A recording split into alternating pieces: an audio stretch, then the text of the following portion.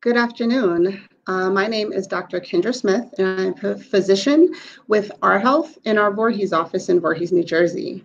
I'm here today to give a talk on the plant-based diet.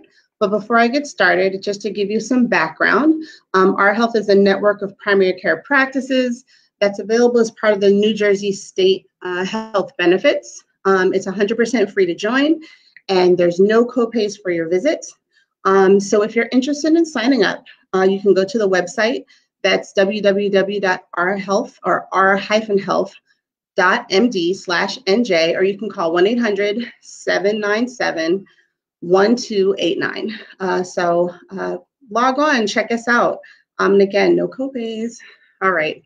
So today's topic is plant-based diets. What it is, what it isn't, and if you're interested in starting one, how to do that. Plant-based diet is basically a pattern of eating where you eat mostly foods that come from plants. It also includes foods that are minimally processed, so found in its most natural form.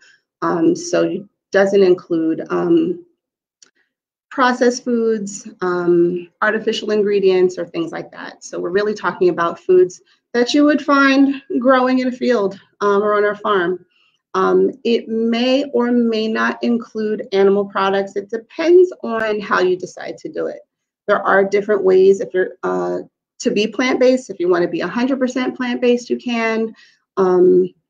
If you want to be partially plant-based, you can. But more and more research is showing that eating more vegetables in your diet is definitely a healthy way to be.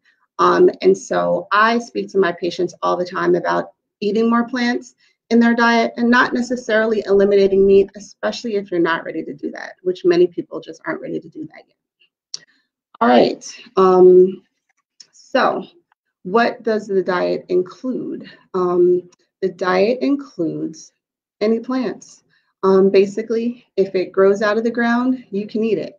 So we're talking fruits, vegetables, whole grains. Those are all included in what you can eat in a plant-based diet. So squashes and broccoli and carrots and whole wheat pastas are included in that as well. Fruits and vegetables, so cantaloupes and strawberries and blueberries, all those things are included in the diet. What's typically excluded from a completely plant-based diet would be any and all animal products.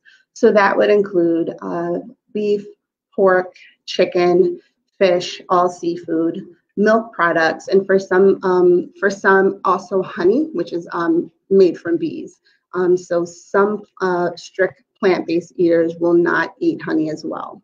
But you know, the rules are yours to decide if you want to partake in a plant-based diet. You can customize it to what you're comfortable with. So some people may have questions about vegan versus plant-based, and the main difference is that vegan foods don't exclude processed foods. So things like Oreo cookies are considered vegan. And so you can still eat those, but I wouldn't necessarily call an Oreo plant-based. And so that is one of the main differences, is excluding processed foods when you're talking about a plant-based diet as opposed to being vegan. Vegans may also have a philosophy of not partaking in any animal products at all, and that may include in their lifestyle products, skincare products, and also the clothing that they wear. They may avoid wearing leather or suede, and not using anything that comes from an animal for anything in their lifestyle, not just diet. But that's not always the case. Some people are just vegan for the dietary, staying away from animal products. If anyone has any questions at any point in time, please post them in the chat. I'm going to be monitoring for any questions or comments, and I'll do my best to get to them as we move along. But feel free to interrupt with questions on the chat. I appreciate that. Healthy snacks. So I see a question here about healthy snacks. Snacks that are healthy that won't put on, oh yeah. basically, honestly, the best things to snack on, again, kind of going back to the fruits and vegetables. So my go-to snacks tend to be fruits. I keep apples with me, grapes and strawberries. Nuts and seeds are also a good one, but you do have to be careful because nuts and seeds are high in calorie. And so you need to make sure that you're measuring out your portion sizes. So a handful or a quarter cup. Here, I picked these up from the grocery store. Sorry, there we go. Just a little trail mix. It's got nuts and pepitas and some cranberries and raisins in here. Just something to hold you over. The fat from the nuts help keep you full, but you do have to measure out those portions and then be mindful of any other dietary restrictions that you have when snacking. I like whole wheat crackers and hummus, or whole wheat crackers and like peanut butter or sun nut butter. Those are good things to snack on. And so I always try to stay prepared basically when I'm outside of the house, and even when I'm inside of the house, making sure that I'm not going to revert to the processed snacks that most of us have in our house at some point in time, especially if you have younger children like I do. See a question about protein on a plant-based diet. People are always really concerned about protein. And in general, Americans that are not plant-based or vegetarians are getting more protein than our bodies actually need. So you can get plenty of protein from your diet, from a plant-based diet, if you're including lots of varieties of foods. My go-to sources of protein personally, I'm a fan of tofu. Not everybody is. It could be a texture thing, but I'm a fan of tofu. I like tempeh. I eat soybeans. I'll add those to things. I'll put soybeans in salads. I'll put them in veggie bowls. Quinoa, which is a grain or a seed actually, is very high in protein. You can use that instead of rice. That's also high in protein. You can also, beans, lots and lots of beans. So I eat beans almost every day. Black beans, kidney beans, chickpeas. Also your nuts and seeds are also high in protein. So hemp seeds, I get hemp seeds, I actually put them on my salads, I put them on my oatmeal. And so throughout the day, I'm getting all these doses of protein, as much as a meat eater could. So protein deficiency is really rare, and it's rare in vegetarians as well. So you can get plenty of protein on a plant-based diet. So I see a question about B12. So if you're a strict plant-based diet, as in not eating any animal protein at all, you can develop a B12 deficiency. So B12 is actually something that's made by bacteria. It's not made by people or animals, and we're not able to synthesize it ourselves. If you're not eating meat, you're not going to get enough B12. And that's something that you really should supplement if you're eating 100% plant-based diet. And that can come in the form of sublingual or oral. Oh, I'm sorry, my screen just changed. Sublingual or oral pills, you can get B12 in. It's also in fortified foods. There's something called nutritional yeast that also is fortified with B12. So there are ways to get it through fortified foods, but I personally recommend a supplement to all of my strict plant-based eaters or my strict vegans to make sure they're supplementing with B12.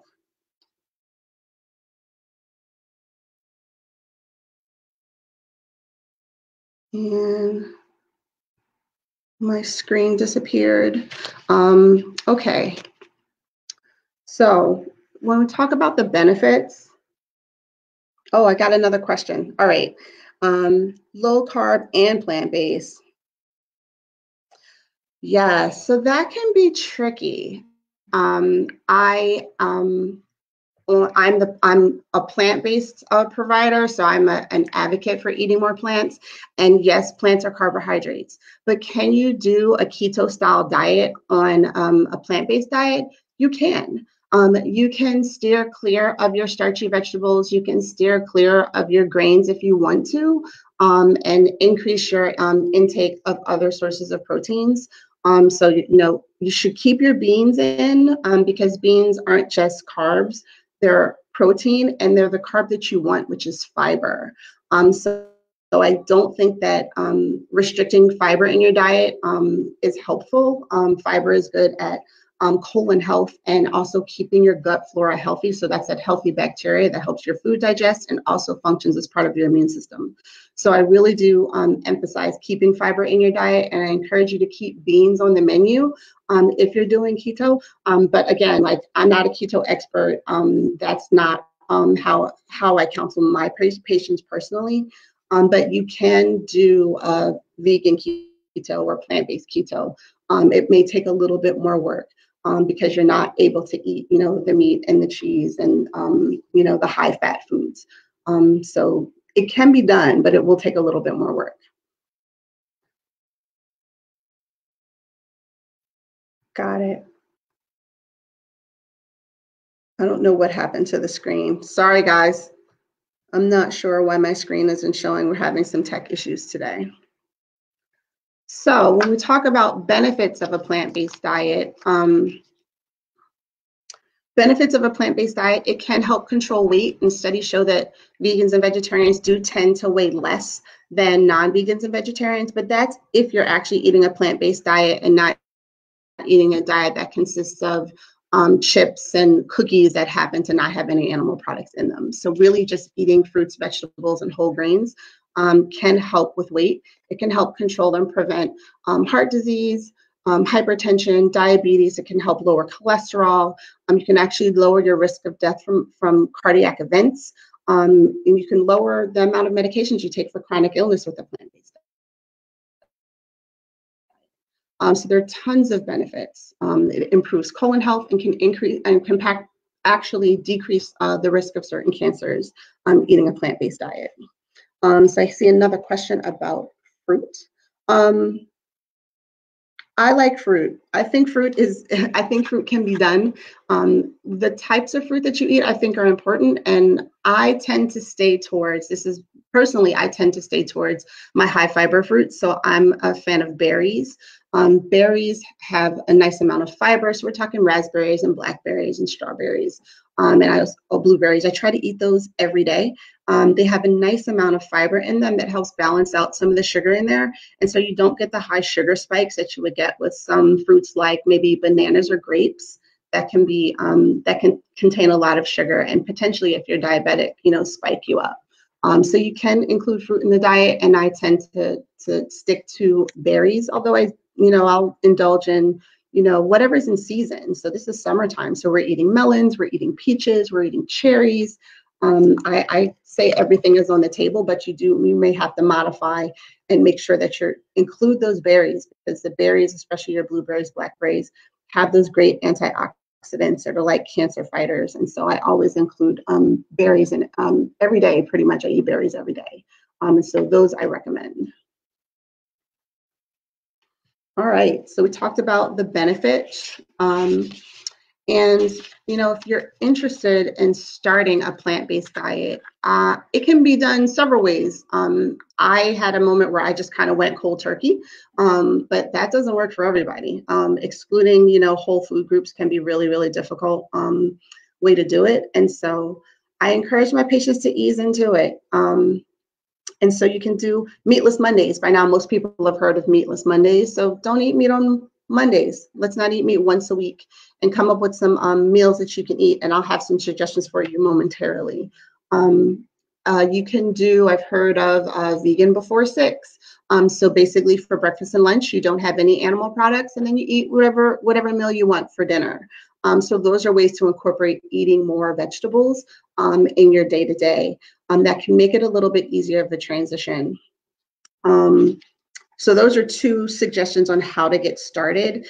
If you're interested in meal plans, there are some great apps out there that are really helpful. There's one particular app that I like from the Physicians Committee of Responsible Medicine, the 21-Day Vegan Kickstart, and it's literally a free app with 21 days, breakfast, lunch, dinner, and snacks, recipes, and shopping lists included.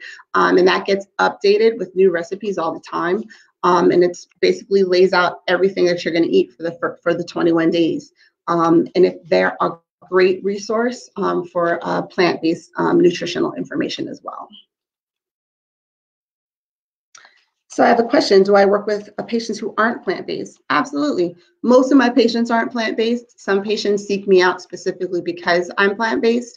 But yeah, and I do talk to my patients about diet. I try to make it the most important thing that I talk to my patients. Like, so what are your eating patterns? You know, are you eating a typical American diet, or are you, you know, or do you have any specific diet? Are you vegan? Are you keto? Are you paleo? You know, and making sure that they're eating. Make sure that I recommend that they're eating, you know, whole grains, lots of fruits and vegetables. I recommend using the plate method. So with half of your plate being vegetables, a quarter of your plate being a lean protein, and that can be a plant-based protein or not, depending on where you're at in your journey. And then a complex carbohydrate. So you don't want highly processed foods. So, you know, baked potato, sweet potato, something as close to its natural state as possible is really what I recommend. And is really what's really starting to be shown to be one of the healthier ways to eat. So meal plan ideas. So I'll show you what I have with me. I showed you the trail mix. Oh, if my camera's down, I can't show you. I'm so sorry. I had some meals prepared. So typically what I'll eat in the morning is a bowl of oatmeal. It might be quick oats. I don't buy the instant flavor kind because I can't control the sugar. But I'll have either old-fashioned rolled oats or quick oats. Or sometimes if I have time, I'll make overnight steel cut oats. I'll sweeten with a little bit of maple syrup, or if I have time during the week, I'll make a paste out of dates as a sweetener instead of using brown sugar or maple syrup. And then I usually have that with fresh fruit, blueberries, blackberries, strawberries on top. And then I'll also top that with my seed mix, which is usually hemp seeds, flax seeds, and chia seeds that I'll sprinkle on top of my oatmeal, and maybe some walnuts or almonds or something. And if I'm feeling decadent, I'll stir in some nut butter. Usually sun nut butter is what I use. It's just made out of sunflower seeds because I have the nut, my kids have nut allergies, so we don't keep peanut butter in the house. So yeah, so that will be my typical breakfast. Occasionally, like on the weekends, I'll make whole grain pancakes or whole grain waffles, and there's tons of egg-free vegan recipes that you can find online. I have my favorites, you know, saved on my computer, so I can pull up a recipe for pancakes or waffles. And I try to make all that stuff from scratch. I do keep some freezer waffles in the house because the mornings are hectic. But I'll try to make stuff from scratch on the weekends and free stuff that I can eat during the week. See some other questions. Oh, great, yeah. I'll post some pictures. I like posting pictures of food. That's not a problem. I'll post a ton of pictures of some of the things that I eat. And awesome, thanks so much. So one of the ways to help people transition is if you're thinking about going plant-based, are your mock meats. I know everyone's probably heard about like the Impossible Burger yeah, like the Impossible sandwiches that are sold at some fast food restaurants, or now that you're finding them in the grocery stores. So technically they're labeled as plant-based, and I feel like plant-based has become quite a buzzword. But I think they're good transition foods. And if you're trying to get started on a plant-based diet, I think those transition foods are sometimes needed. You need a little fake and bacon. You might need a little, you know, Impossible Burger or Beyond Burger to kind of help you bridge that gap. If you're going to a barbecue and you're like, you don't want to feel left out. I have my go-to mock meats that I will eat on occasion just to kind of, I don't know, to scratch that itch that I might still have. I can't say that I am 100% plant-based. I call myself 95% plant-based because I like to eat. And so I need a little bit of flexibility. If I want to have a piece of fish when I'm out and about, I will. If I want to have chicken a couple times a year or turkey at Thanksgiving, you know, I may do that. But I've managed to transition and actually have a vegan Thanksgiving. And that's been fun to do because I have other vegans or other plant-based eaters in my household. So learning how to do that has been great. So using those transition foods, some of my new favorite products, if I'm allowed to name products. Field roast sausages, I think, are great. They're made out of wheat gluten, so they're not good for if you have celiac disease. Then those shouldn't be what you go for because they're made out of wheat gluten. Just Egg is an egg replacer that I found is remarkably egg-like. And so if you're trying to not eat eggs and feeling that temptation, but still kind of want to dabble, I think that is a cool product. But again, these are transition foods. You want most of the food that you're eating to be real food, something that's identifiable, that's grown off of a plant, that doesn't have a long list of ingredients in it. But sometimes you just kind of need that transition if you're out at a gathering.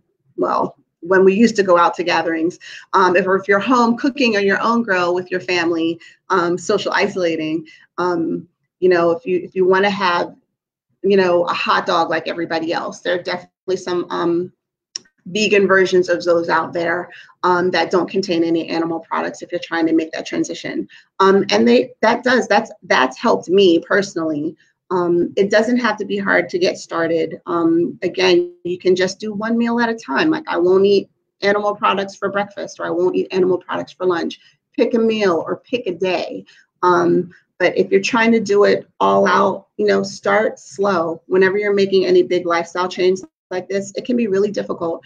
And you don't want to beat yourself up if you say you want to be plant-based and then you have a burger on the weekends. It's really not that big of a deal. If in the long run, that's where you want to be by the end of the year, then slowly work towards that. And be gentle with yourself. I found that I've been more successful in allowing myself to cheat when I felt like cheating than when I was trying to be strict, because I've tried to go plant-based in the past. And eating too many processed foods, I think, was why I stopped. But now that I've really kind of focused on eating vegetables, it's been so much better. And the more I do it, the less I want to eat animal products. So I'll post pictures of the meals that I prepared today. It was really just a salad. With my protein on my salad is chickpeas. I also add some hemp seeds and some walnuts to that as well. I do a homemade dressing, but you can do a store-bought dressing. That's also fine. Just make sure you're reading labels and there's not a lot of preservatives and chemicals in the dressings that you buy. But little olive oil and lemon juice goes a long way as far as dressings are concerned. Keeping it simple, you just learn to change your palate, and these healthy foods will start to taste better and better to you as you start doing it more often. We have any other questions out there? I really appreciate everybody's questions. Thank you so much.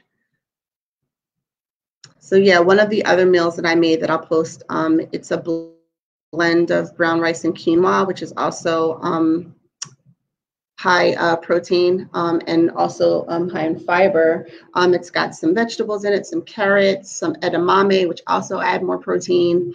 And I topped it with some roasted vegetables. So I like to roast broccoli, carrots, onions, peppers, mushrooms, sprinkle a little 5-spice, little salt and pepper, olive oil, roast that in the oven and serve that over like brown rice or quinoa. Oh yeah, so I see a question about travel. So traveling, so what I found a couple of apps. One that I can think of off the top of my head is called Happy Cow. I use the Happy Cow app, and it's worth paying for if you travel a lot. It will tell you locally where the restaurants are that serve, that are vegan or vegetarian or whatever. They have different degrees, so you can filter it just for completely plant-based or offer plant-based options. And I've used that when I've traveled in the past and been able to find some cool spots that I might not have found otherwise without using that app. And again, that one's called Happy Cow. There are other ones out there. If you do a search for that one, other ones will pop up as well, and they'll tell you all the local places to go, including grocery stores that sell plant-based stuff. I stock up when I travel on healthy snacks. So I always bring fruit with me. I'll bring like Lara bars. Lara bars are made out of dates and nuts. I'll bring Lara bars with me. I'll bring trail mix with me when I travel so that I'm not like stuck having to get, muffins and stuff like that, pastries, which we know are going to have animal products in them. So that's kind of tricky with travel, but I try to bring as much stuff with me as I can. If I'm driving, flying can be a little trickier, but look for the fruit stands, look for the salads, do the best you can. And sometimes you have to kind of go with the flow. If you find yourself somewhere where you can't be strict, having that flexibility, like it's okay, unless something's going to make you physically sick. If you have like a really bad sensitivity to dairy, if you have to kind of slip a little bit because you don't have any options, just do the best that you can to find the mostly plant-based option. But I know we don't always want to have to order the salad on the menu. I know I don't, because I like to eat, and I like to eat more than just salads. Any other questions out there? Sorry about the video. I'm so sad that the video went down. I wanted to show you the food that I made. So some of my other favorite things, I started baking, and so you can bake with whole grain flour. Looking for recipes that don't include a whole lot of sugar. I tend to cut sugar in half on the recipes that I find online because we know that sugar isn't good for us. But I try to stick with homemade junk food, so to speak. If I'm going to have cakes or cookies or baked goods, I do try to make them myself so that I can control what's in them. And I found a sugar-free recipe for carrot cake muffins, and a low-sugar version for banana muffins. And so those are always helpful, because if you make it, then you know what's in it, as opposed to buying something on from the grocery store that's got this long list of preservatives and chemicals to give it shelf life. Any other questions? Oh, I see some. All right. So I want to encourage all of you guys. Oh, okay. Well, I see one more question there. Breakfast for young kids. That's a hard one. I try to make homemade waffles. Sometimes I'll leave the batter and just make them fresh, or I'll freeze them and throw them in the toaster with fresh fruit. My kids don't eat. So it's a struggle in my house to get them to eat. Tofu scramble is something that I make. You just take firm tofu, crumble it up, season it with garlic powder, onion powder.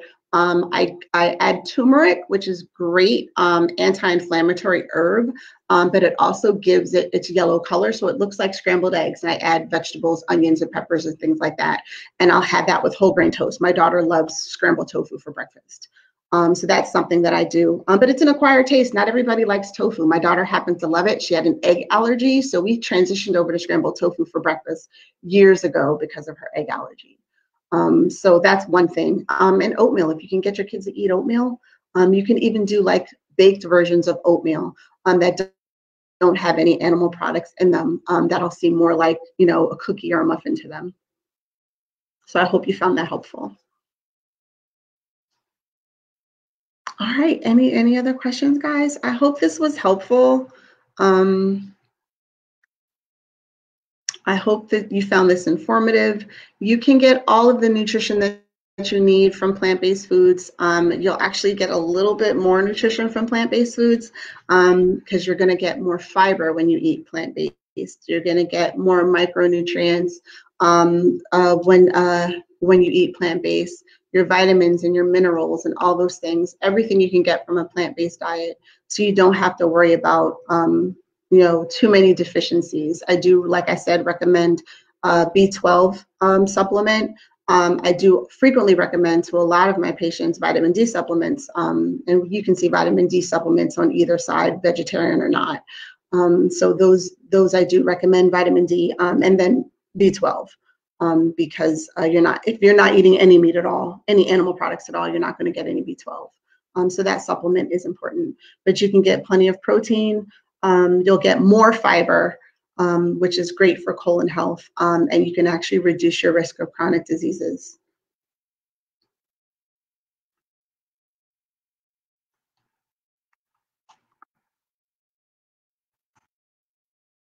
All right. Any other questions?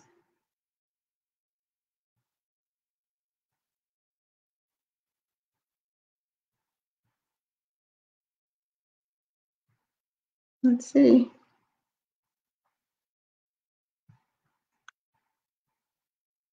All right, guys, so I think we're all set. Thank you so much for joining me. I hope you found this informative, and you guys have a great day. Go find a plant-based lunch to have. That's what I'm going to do. Have a great day, guys. Bye-bye.